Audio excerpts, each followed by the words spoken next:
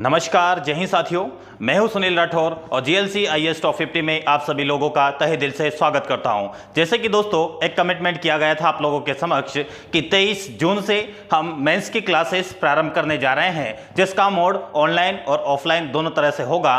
और ये जो वीडियो आपको प्राप्त होगा यह केवल उन्हीं अभ्यर्थियों को प्राप्त होगा जो ऑनलाइन मोड में कोई भी पेड ग्रुप अगर खरीदना चाहेंगे तो उसी पेड ग्रुप के माध्यम से आपको ये ऑनलाइन वाली क्लासेस प्राप्त होगी। और जो हमने कमिटमेंट किया था, ये जीएलसी आईएएस संस्थान के द्वारा जो कमिटमेंट किया गया था कि 23 जून से आपके मेंस की क्लासेस प्रारंभ होने जा रही होगी और आज यह शुभारंभ होने जा रहा है। और मुख्य परीक्षा की एक भावी रणनीति के साथ आप सभी के समक्ष हम भूगोल के साथ आपके लिए मौजूद होंगे।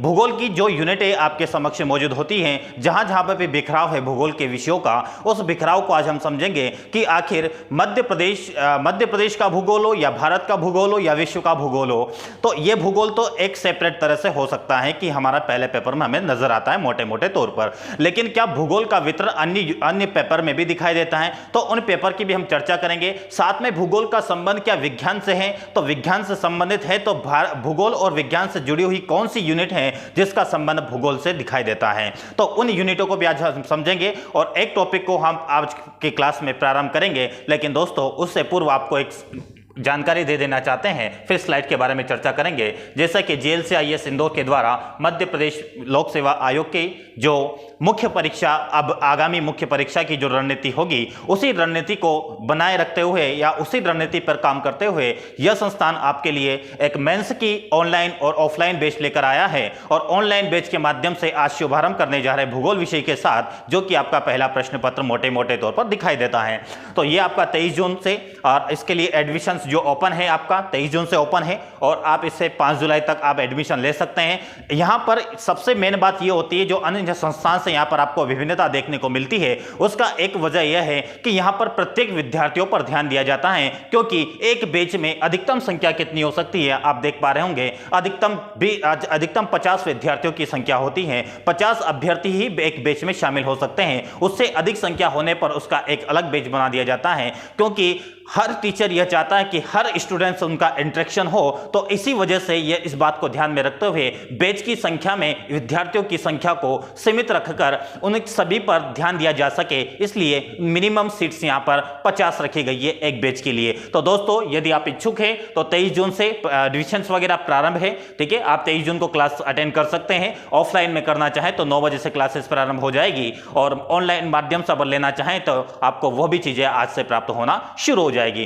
तो दोस्तों, तो यह थी आपके लिए एक उद्घोषणा। अब हम आते हैं हमारे मेन सब्जेक्ट पर, और मेन सब्जेक्ट में आने से पहले दोस्तों मैं आपके सामने एक अच्छा सा कोटेशन पेश करना चाहूंगा, ताकि वह के मुख्य परीक्षा की एक रणनीति के साथ आपके लिए वो बहुत कारगर साबित हो। लेकिन दोस्तों एक बात जरूर ध्यान रखना आप, जैसे कि अभी प्रारंभिक परीक्षा का चरण पूर्ण हुआ है, जो कि 19 जून 2022 को संपादित हुई थी, उस परीक्षा में कई विद्यार्थी ऐसे रहे हैं जिनको मार्क्स कम आ रहे हैं, कुछ विद्यार्थी ऐसे जिनको मार्क्स अच्छे आ रहे हैं। लेकिन दोस्तों मैं आपको कहूंगा, जिनके मार्क्स अगर कम आ रहे हैं, जिसके भी मार्क्स अगर कम आ रहे हैं, उसका एक ही कारण है, जो मैं जान पाता हूं, उसका एक ही कारण होता है कि आपकी अभी मुख्य परीक्षा की तैयारी पूरी तरह से नहीं हो पाई है।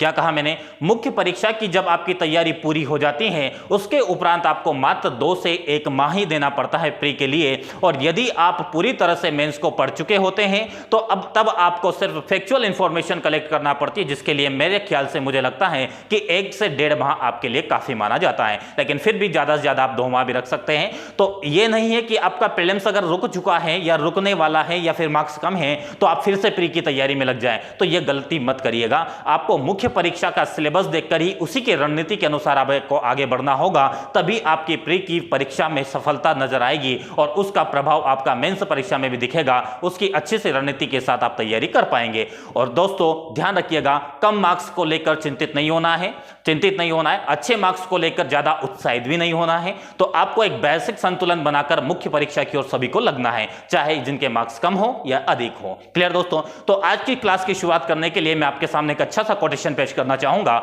और वो कोटेशन कैसा होगा?